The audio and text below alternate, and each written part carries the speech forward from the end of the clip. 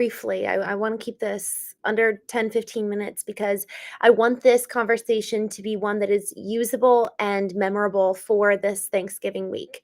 I want to talk about boundaries with you because I've really had family on my heart over the last honestly over the last month. And it's been over the last month that I have spent a lot of time with my family.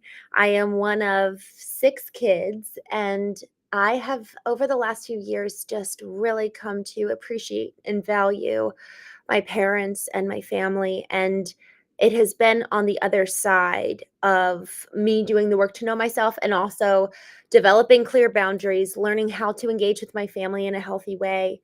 And I'm still growing and it's always getting better. I mean, honestly, I think today about where I was 4 years ago and where I am today, and just how grateful I am. I mean, it feels transformative for me on a personal level. I always enjoyed being with my family, but I feel now the transformation that happened. So what I feel today is that I am present. I am not hiding. I am honest. I yeah, the not hiding thing is a big deal, right? Because it's not just hiding in terms of playing small, but it's also not hiding the truth. It's not hiding a part of who I am. It's not pretending, and it's not performing. So I want to talk about kind of that transformation in and of itself, and then also what are some boundaries that you and I can put into place as we head into time with our family, y'all. This season, from honestly today, tomorrow, Thursday onward for the next 4 to 6 weeks, is so incredibly important because we'll never get these days back. Whether it's we're going to see our grandparents or we're going to be with our parents or our nieces, nephews, we don't know how long we have. I will forever remember the last Christmas I had with my brother-in-law. And here's another thing. I will always remember the holidays with my former in-laws. I love them so much. I've been thinking about them a lot too over the last few weeks, and there's still a sense of loss there.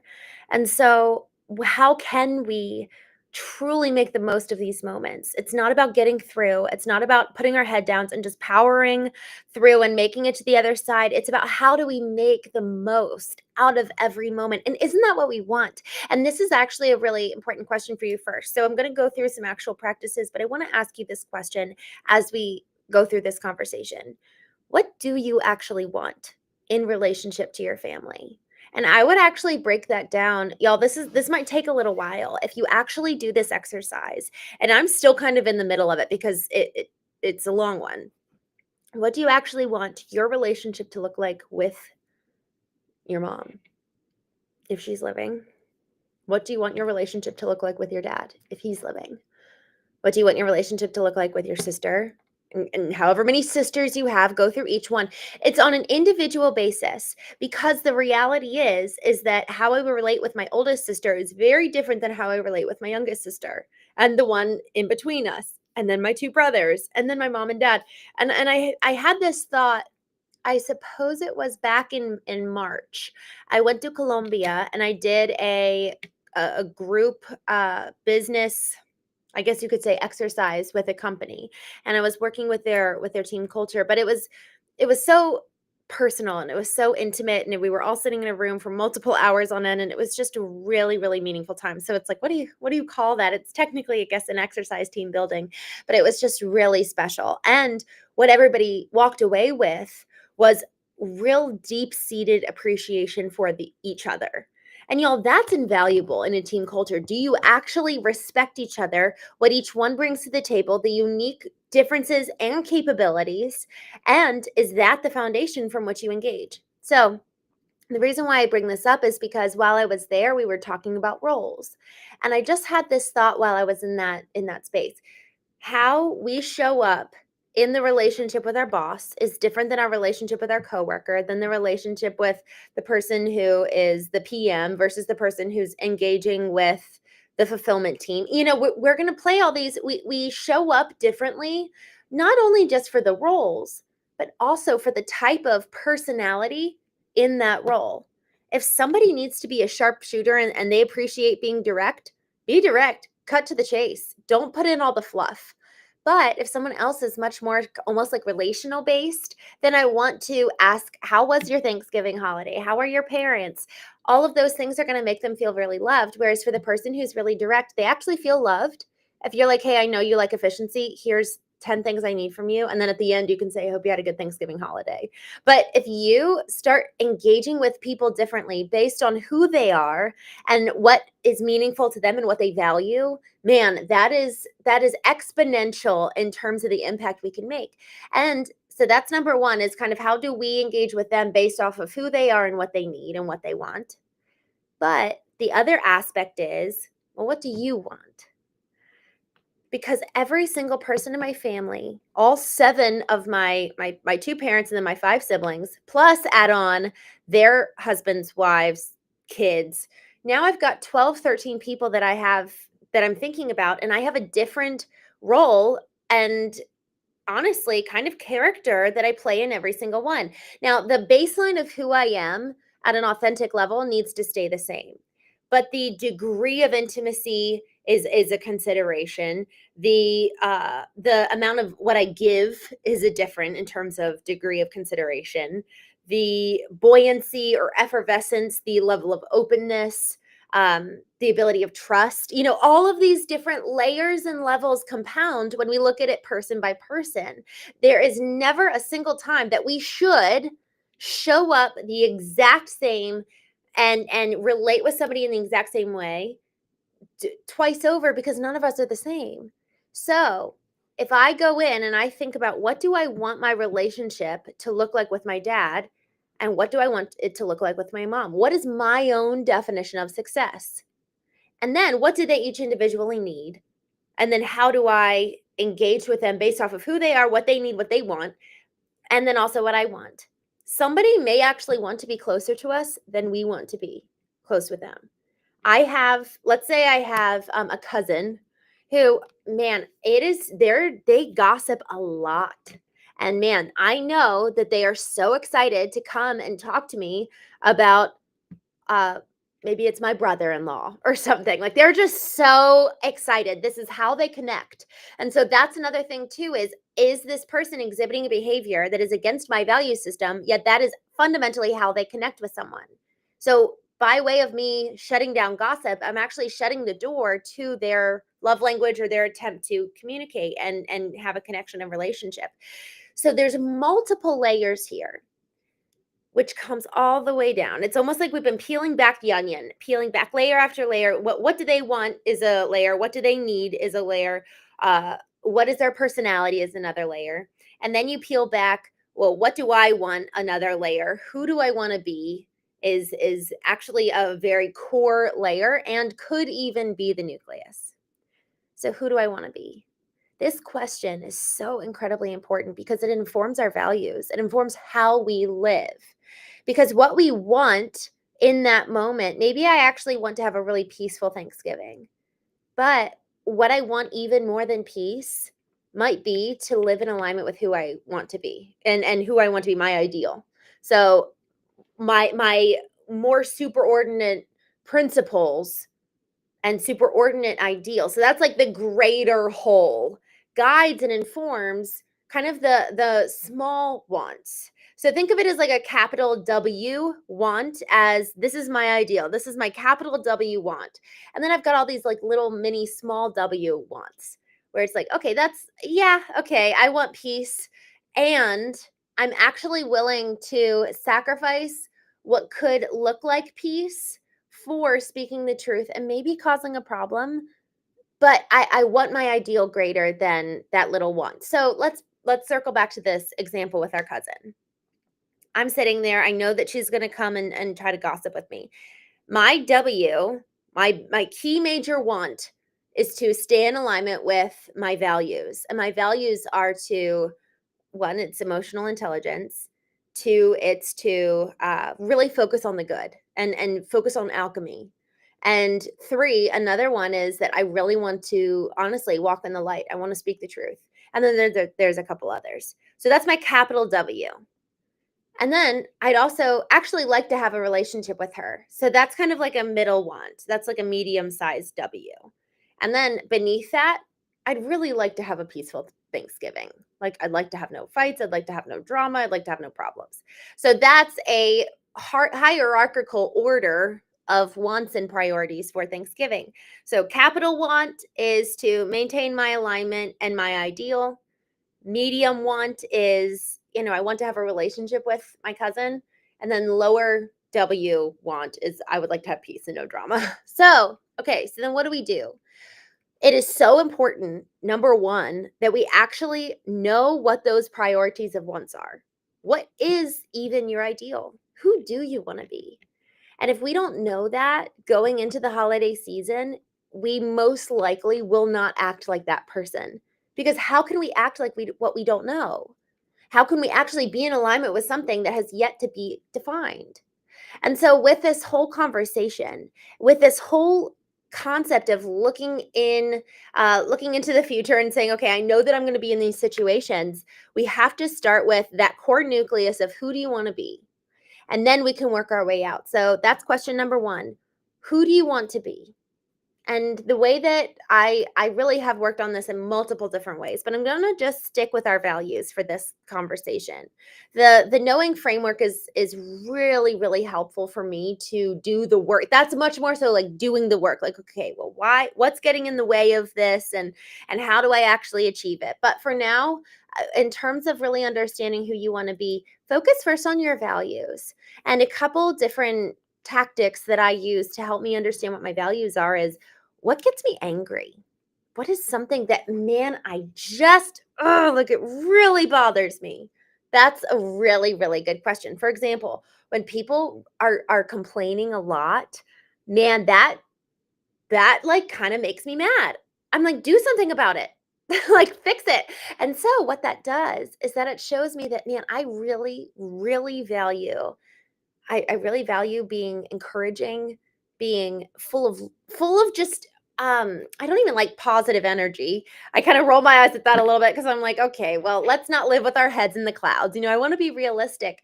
So so that shows me two different things. One, I don't want to just be, pie in the sky, everything's fine, and ignore the truth. So that shows to me another value, that I value truth. I also really want to be a problem solver. So that's another value of mine. So that I want to be proactive and take action and create my life. I don't want to be play a victim. So by way of diving into, okay, what makes me angry and why? All of a sudden, all these values are coming to light. Man, I really value taking action. Man, I really value not being a victim. Man, I really value focusing on that which is good and beautiful. There's this biblical text that says something along the lines of dwell on all that is pure and lovely and brings a blessing. Like, I want to meditate on those things and orient my mind and my heart and my soul towards that which is good, that which is beautiful, that which is life-giving and restorative and redemptive. I want to focus on those things and talk about those things. And how can we be better? How can we alchemize? Alchemy is one of my values. Like, and it's not even just a value, it is like something I cherish. So that's another way to look at your values. So what makes you angry? And then what's something you really cherish? Man, I just love fill in the blank. And another way to look at that is, what is actually life-giving to you? What truly, like, it feels like breathing in, like like I just got filled up. So what is life-giving to you? And it could be, there's an activity side of this. Like, what are actions and behaviors and activities that really bring life to you? So these questions aren't just binary in terms of it's a value or it's not. It's, well, it could be an activity that is something that you could do to restore and replenish your soul and bring you back into alignment, because the goal is that we are living with that capital W at the very center of everything we do. That everything we do moves outside. It's like a ripple effect out of my core nucleus. This is why every single morning, my mornings are sacred times for me to actually go and get aligned to get back to my W, my capital W. That's my core chief want above everything else. Yes, yes, I want to get married. Yes, I want to have babies. Yes, I want to maintain a close relationship with my parents. Yes, I want to financially provide for them, etc., etc. At the end of the day, though, I want to be in alignment with who I was created to be, who I believe myself capable of being. I need more than anything to be that person because everything else outside of that, it's like concentric circles, it's a ripple effect. All of that is predicated on my ability to fulfill on my ideal of my capital want. And so with that, we need to clearly define it. And those values are so critical to that capital W being achieved. So what what are your values? What makes you angry? What is life giving to you? Another one is actually, what do you find yourself jealous of? And this is a funny one because it at first you're kind of it's like, well, what do you mean? Like, why is that helpful? And actually, I asked this question of folks who are attending a knowing retreat. Typically, I'll get together leaders or group of men, group of women, or both, mix, and we'll really dive deep into really knowing themselves. Like I call it the boot camp of the soul, and everybody comes pretty much ready with their guards down, and they know that we're going to go deep. And I asked them this question, what and who are you jealous of? And that question was actually really helpful for me because I did that realization, and it was, in one sense, it's a kind of it's a vulnerable thing to acknowledge. So I would really encourage you to ask this question because what this revealed for me was that I found myself feeling jealous over people who had a lot of attention, but they weren't using it for good. And so I found myself kind of just like, that's so not fair. That's not right. It's not good that they have all this attention and they're actually cheating, lying, stealing. Like that makes me mad. And I'm also kind of jealous over their attention because they're not using it the right way. So there was kind of like a blur between jealousy and anger because there was an injustice happening. And what that revealed to me was, okay, I actually have a deep value in having a platform because I know that that's where real change can come. So that's really important. And again, that's kind of vulnerable to admit. Most people will kind of, and this is I have this in me too. So I'm saying this for me, and maybe you don't resonate with this, but for me, I actually tend to judge those people who are louder, bigger, shinier, because there's that kind of jealousy in me. Yet I know that with that platform, with that level of eyeballs, let's say, with that level of attention, there's so much opportunity for impact there. And I actually feel kind of called to that. Like for ever since I was little, I just loved acting and being on the stage. And I've actually felt a lot of shame around that. So when you start again with that onion analogy, when you start peeling back the layers, it's like, oh, I'm actually jealous. And say jealousy, is that even the right word? Maybe I'm actually not jealous. Maybe it reveals to me, oh, that actually feels unjust.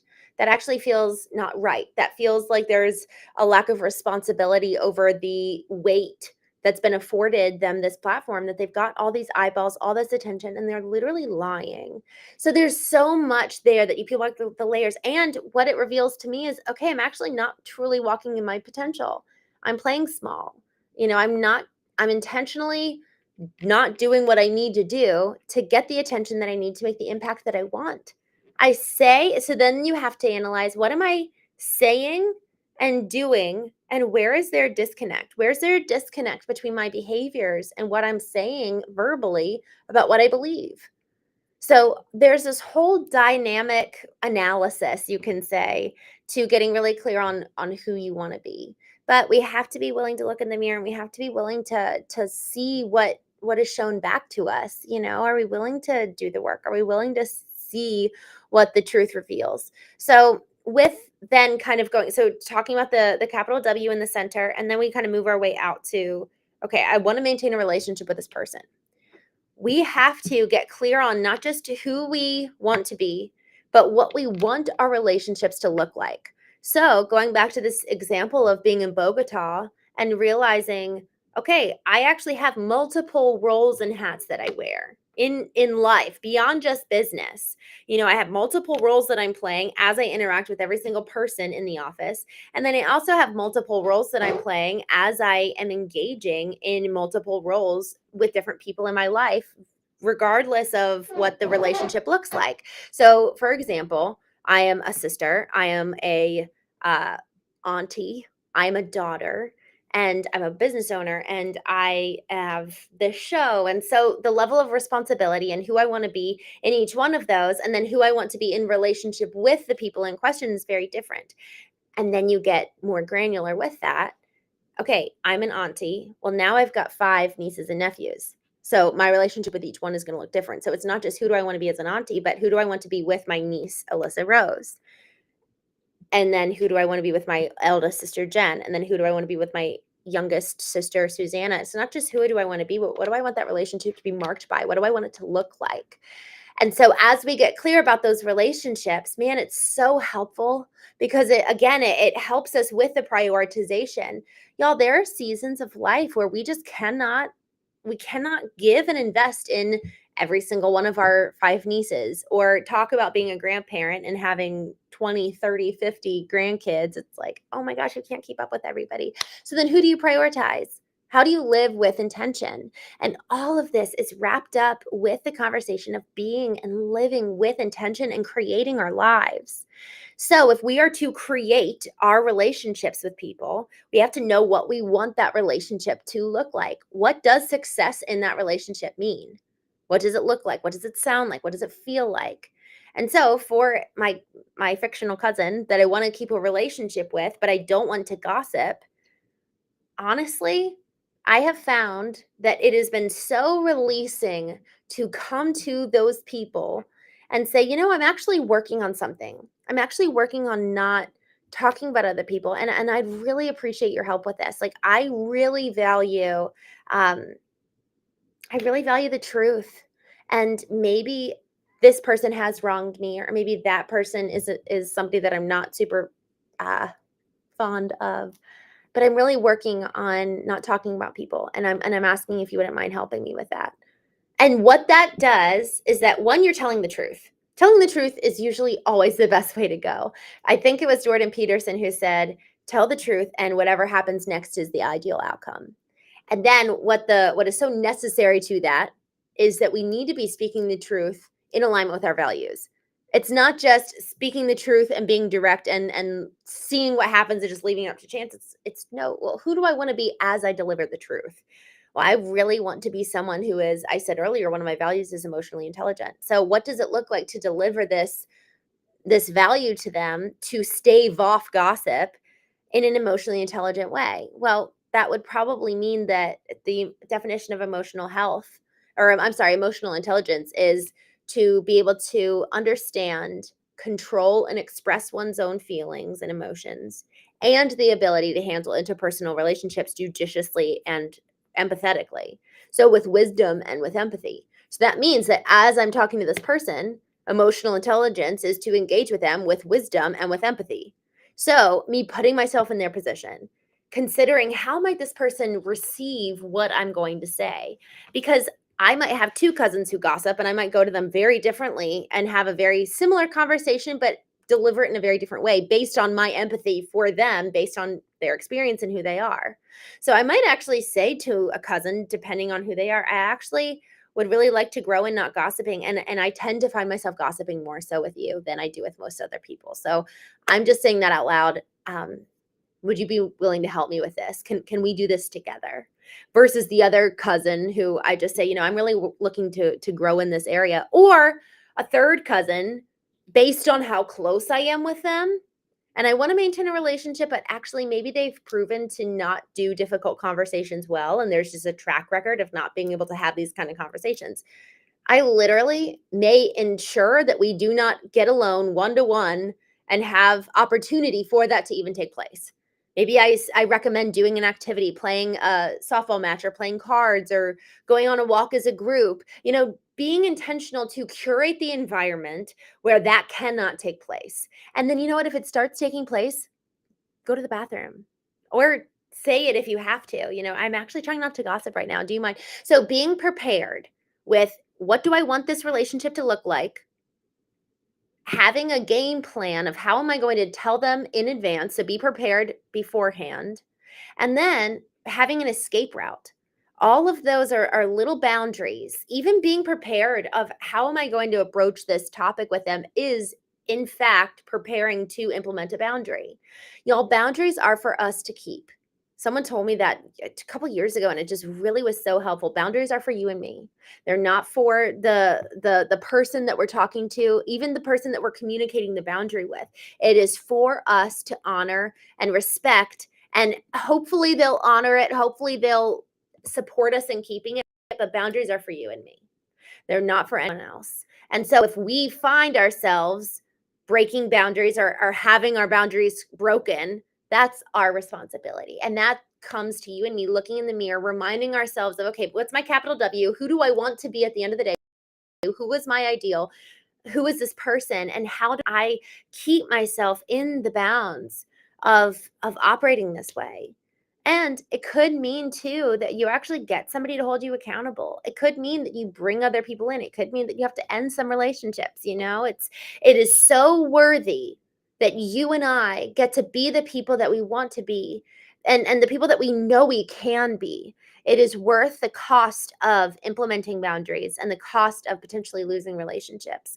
And I would encourage you, I had a dear friend of mine, and she did something that was so deeply painful that I actually went to my therapist and then talked to her for a number of weeks before I made it any kind of decision, took any action, because this person was so important to me. And I also knew I was in a very vulnerable time of my life.